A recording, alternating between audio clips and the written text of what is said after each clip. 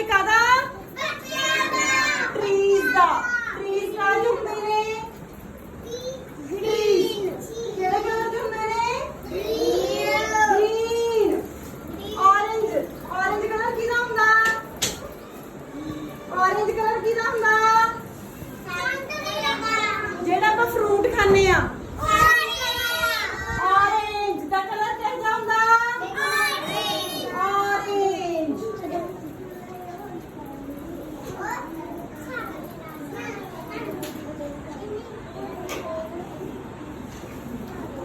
ਆ ਦੱਸੋ ਰੈੱਡ ਕਿਹਦਾ ਹੁੰਦਾ ਰੈੱਡ ਬਲੱਡ ਦਾ ਹੁੰਦਾ ਤੇ ਕਾਹਦਾ ਹੁੰਦਾ ਐਪਲ ਆਪਾਂ ਖਾਂਦੇ ਆ ਨਾ ਐਪਲ ਉਹਦਾ ਕਲਰ ਕਿਹੋ ਜਿਹਾ ਹੁੰਦਾ